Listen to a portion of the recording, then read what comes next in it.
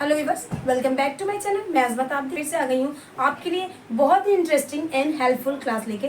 तो आज की क्लास में हम पढ़ने वाले हैं प्रेजेंट परफेक्ट कंटिन्यूअस टेंस। अगर आप मेरे न्यू वीवर्स से, मैं आपको बता दूँ ये हमारी टेंस की सीरीज चल रही है, जिस सीरीज में हम present indefinite, continuous, present perfect और उसके बाद अब हम प्रेजेंट परफेक्ट कंटिन्यूअस टेंस की पढ़ाई कर रहे हैं। इसमें मैंने इसकी लास्ट क्लास ली थी। उस क्लास में मैंने बताया था कि प्रेजेंट परफेक्ट कंटिन्यूअस टेंस की पहचान कैसे करते हैं और इसमें किस तरह से हम फॉर्मूला बनाते हैं, और उसमें जो एक नई चीज़ आती है सिंस एंड फॉर।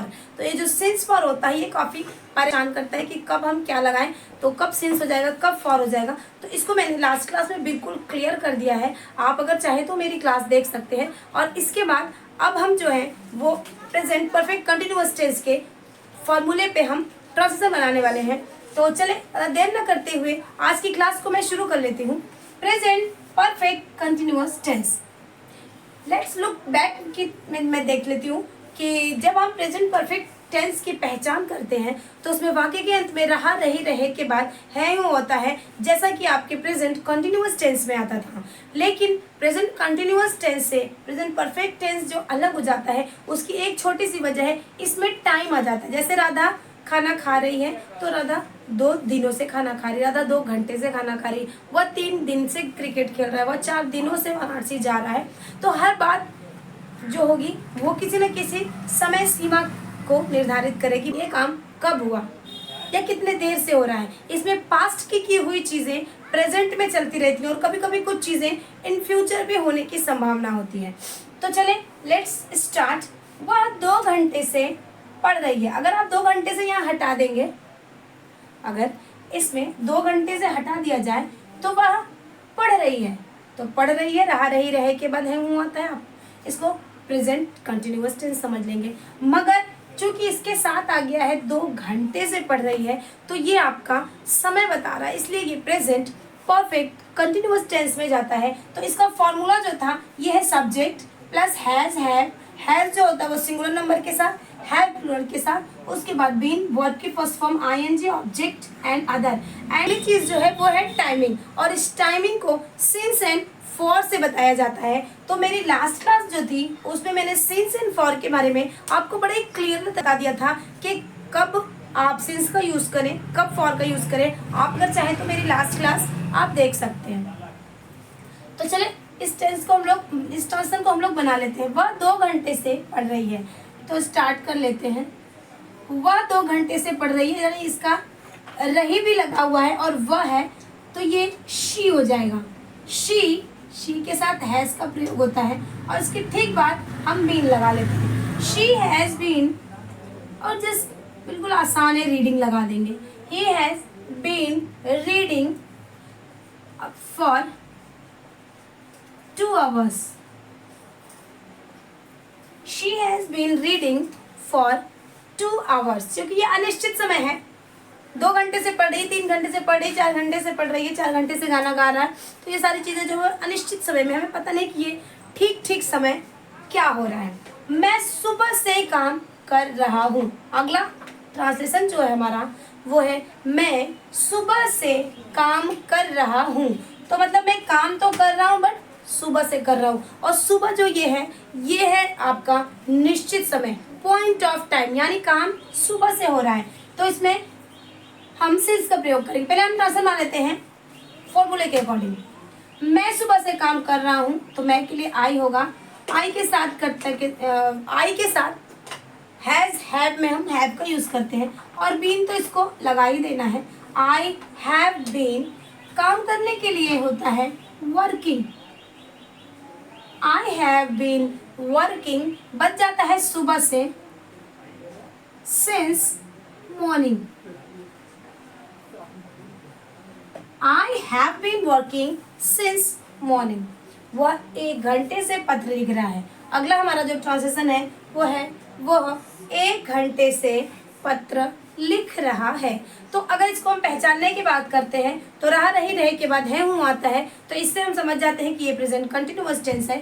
मगर इसमें आगे आ जाता है कि वह 1 घंटे से पढ़ रहा है, तो इसका मतलब कि प्रेजेंट परफेक्ट कंटिन्यूअस टेंस है। इसमें सहायक क्रिया हैज, हैव के साथ वर्ब में आईएनजी लगता है, and in the end since and for का यूज होता है टाइमिंग के लिए। तो देख लेते हैं, वह 1 घंटे से पत्र लिख रही है, ही हैज बीन। और राइट के लिए राइटिंग लिख लेंगे, he has been writing letter. यहाँ तक तो आपका बहुत आसानी से बन गया। 1 घंटे से पत्र लिख रही है, अनिश्चित समय, for an our, for an our, ये आपका ट्रांसलेशन बन जाता है। अगला ट्रांसलेशन हम देख लेते हैं, हम 2004 से यहाँ रह रहे हैं, या हम 2004 से यहाँ रह रहे हैं। तो हम के लिए आप वी का यूज़ कर लेंगे। वी के साथ हमेशा हैव का प्रयोग होता है। We have been living, live माने रहना होता है, यहाँ here, we have been living here. अब आ जाता है 2004, ये एक निश्चित समय है, सिंस 2004। ये आपका बहुत ही आसानी से आपने बना दिया प्रेजेंट परफेक्ट कंटिन्यूअस टेंस को। सुरेश 5 साल से मुंबई रह रहा है। तो चलिए देख लेते हैं, पहले तो हम सुरेश लिख लेंगे। सुरेश हमारा सिंगुलर नंबर है, सुरेश सिंगुलर है तो हैज लगा देंगे, बीन तो लगना ही लगना है। सुरेश हैज बीन मुंबई में रह रहा, रहने के लिए लिविंग यहाँ पे दोबारा आ जाएगा। Suresh has been living in Mumbai. यहाँ तक बात हो गई मुंबई में रहने की। अब बात आई कि वो 5 साल से रह रहा है। इसका मतलब ये एक निश्चित समय नहीं है, वो 5 साल कब है ये नहीं पता, कभी भी 5 साल से वो रह सकता है। तो फॉर 5 years मैं शाम से पूजा कर रहा हूँ। मैं के लिए आई लिख लेते हैं, और आई के साथ हमेशा हैव का प्रयोग होता है। आई हैव बीन, वर्शिप माने होता है पूजा करना। I have been worshipping, I have been worshipping, शाम से पूजा हो रही है। सिंस इवनिंग, पूजा शाम से हो रही है, एक निश्चित समय होता है शाम कि हाँ हमें पता है कि ये काम शाम से हो रहा है, सुबह से हो रहा है, रात से हो रहा है। तो ये हो जाता है I have been worshipping since evening. तुम्हारी बहन 3 दिनों से स्कूल जा रही है। तुम्हारी बहन के लिए लिख लेते हैं, पहले सबसे पहले हम सब्जेक्ट को लिखेंगे, your sister has been, your sister has been going to school 3 दिनों से, for 3 days, has been going to school for 3 days। चलिए अगला देख लेते, तुम 2 घंटे से माला बना रहे हो। You have been, you जो है ये तुम के लिए है, have you के साथ have का प्रयोग होता है, और been को तो रखना ही है। You have been, make माने होता है बनाना, मेकिंग गारलैंड, गारलैंड माने होता है माला। यहाँ तक ये हो गया, गारलैंड 2 घंटे से, for 2 hours। You have been making garland for 2 hours। तुम 2 घंटे से माला बना रहे। वे जनवरी से पुराने कपड़े पहन रहे हैं। वे के लिए हम दे लिख लेते हैं, they have been wearing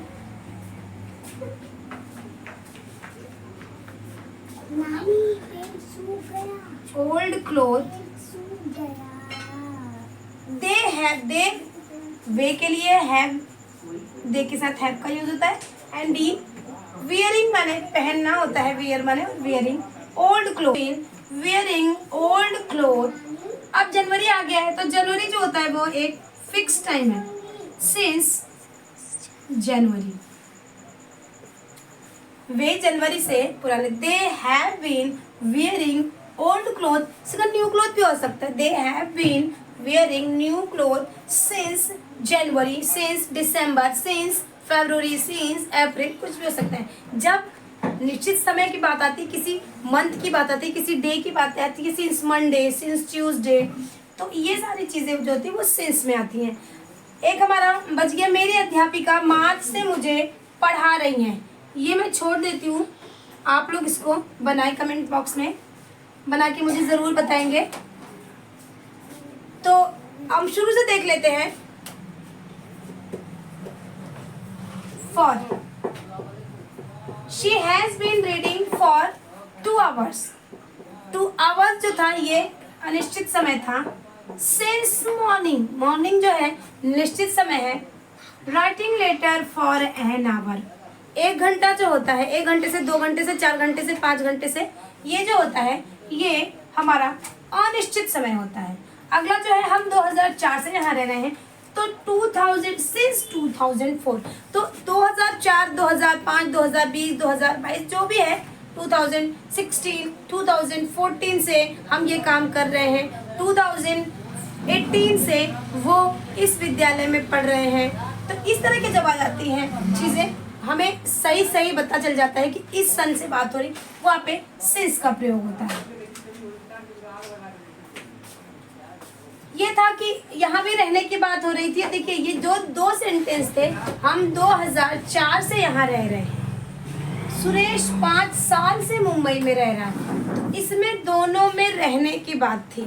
मगर देखिए जब 2004 की बात हुई, या कह लें कि जब 2004 की बात हुई, तो ये फिक्स टाइम था, पॉइंट ऑफ टाइम। मगर जब 5 साल से की बात आ गई, तो ये आपके एक समय अवधि में आ गया, यानी पीरियड ऑफ टाइम। तो यहीं पे सिंस एंड फॉर का देखिए यूज हो गया, एक में सिंस का यूज हो गया, एक में फॉर का यूज हो गया। अगला जो था, मैं शाम से पूजा कर रहा हूँ, तो I have been worshipping since evening. Evening जो हमें पता है कि पूजा शाम से हो रही है, एक निश्चित समय है। अगला जो था, तुम्हारी बहन 3 दिनों से स्कूल जा रही। अगर इसकी जगह होता कि तुम्हारी बहन मंडे से स्कूल जा रही है, तो जब मंडे आ जाता तो ये एक फिक्स हो जाता, ये पॉइंट ऑफ टाइम हो जाता, तो हम यहाँ पे सिंस का प्रयोग कर लेते। चूंकि यहाँ पे 3 दिनों की बात आ गई है, तो ये एक पीरियड ऑफ टाइम में चला जाता है, इसकी जगह हम लोग फॉर का यूज कर लेते हैं। अगला था, you have been making garland for 2 hours। 2 घंटे से, 2 घंटा जो होता है काम, 2 घंटा, 4 घंटा, 6 घंटा, ये जो होता है ये अनिश्चित काल में आता है, पीरियड ऑफ टाइम, इसलिए यहाँ पे हमने फॉर का यूज किया। अगला जो था, वे जनवरी से पुराने कपड़े पहन रहे हैं, तो they have been wearing old cloth since January. जब भी जनवरी, फरवरी, मार्च, दिसंबर, मंडे, ट्यूसडे की बात आती है, yesterday, the day before yesterday, tomorrow, the day after tomorrow, कल परसों कुछ भी हो, तो जब फिक्स बात हो जाती है ये, तो यहाँ पे हम सिंस का प्रयोग कर लेते हैं। यहाँ पे हमने लिख दिया था सिंस जनवरी। तो ये इतने सारे ट्रांसलेशन मैंने आपके लिए बना दिए। मैं शुरू से कहती आ रही हूँ कि आप ट्रांसलेशन का फॉर्मेशन क्या करें। अगर आप फॉर्मेशन नहीं कर पा रहे हैं, तो इन्हीं चीज़ों को चेंज थोड़ा मोड़ा कर लिया करें। सब्जेक्ट बदल दें, ऑब्जेक्ट बदल दें, सिंस फॉर के यूज़ के लिए आप टाइमिंग को बदल दें। तो इस तरह से आप जब नए नए फॉर्मेशन करेंगे ट्रांसलेशन का, तो ये आपके माइंड में बिल्कुल सेट हो जाएगा। अगर आप नहीं करेंगे तो इसमें आप एक रटने वाली जैसी बात हो जाएगी, आप चीज़ों को समझ नहीं पा रहे हैं। क्योंकि जब आप इस फॉर्मूले पे कोई भी सेंटेंस आप अपने से आपने रख दिया, तो ये आपका पक्का हो गया कि आपको ये फॉर्मूला बिल्कुल भी समझ में आ गया। और सिंस और फॉर का यूज होता है, जो ये सिंस और फॉर होता है, ये सारे ट्रांसलेशन के बाद यहाँ आके डिस्टर्ब कर देता है। कभी कभी ऐसा हो जाता है कि फॉर की जगह सिंस और सिंस की जगह फॉर लग जाता है। तो देखिए, अगर स्पोकन की बात हो रही है तो नो मैटर, आपको कोई कैच नहीं कर रहा है, कोई आपको पकड़ नहीं रहा है, कोई आपको टोक नहीं रहा है। लेकिन जब बात रिटन में आ जाती है, एटलीस्ट यू हैव स्टूडेंट, आप at least you are a student, आप लोग स्टूडेंट हैं, आपको रिटन में एग्जाम देने हैं, आपको रिटन में लिखना है, तो आपकी ये सारी जो गलतियां होती हैं ये पकड़ जाती हैं। अगर किसी ने ये सिंस एंड फॉर की जो छोटी मोटी मिस्टेक्स होती है, इनको कोई कैच नहीं करता और आपका कुछ गलत भी नहीं कहा जाएगा, क्योंकि ये सारी मिस्टेक्स तो चलती है स्पोकन में। बट अगर आप रीडिंग में हैं, आप स्टूडेंट हैं, राइटिंग कर रहे हैं, लिख रहे हैं, प्रश्न बना रहे हैं, आपको मार्क्स गेन करने हैं, तो आपके लिए प्रॉब्लम क्रिएट कर देगा, आपके कहीं ना कहीं मार्किंग में प्रॉब्लम कर देगा। इसलिए मैं करती हूँ कि जब भी आप ट्रांसलेशन को, कभी भी आप जब स्टडी के हिसाब से पढ़ें, रिटेन के हिसाब से पढ़ें, स्टूडेंट के हिसाब से, तो आप चीज़ों को माइंड में बड़ा ही सेट कर लिया करें। और टेंस को देख के घबराने की कोई भी ज़रूरत नहीं है। बड़ी ही आसानी से अगर आपने एक बार फार्मूले को माइंड में सेट किया तो हर बार फार्मूला वही रहता है, सिर्फ हेल्पिंग वर्ब एंड वर्ब में चेंजिंग होती है। तो मुझे पूरी उम्मीद है कि आपके लिए आज की क्लास बड़ी फ़ायदेमंद होने वाली है। अगर आप ने प्रेजेंट परफेक्ट टेंस के ये टेंस आपने बना लिया ट्रांजिशन, तो इसके बाद आपको कभी भी परफेक्ट कंटिन्यूअस टेंस में कोई भी प्रॉब्लम नहीं आने वाली है।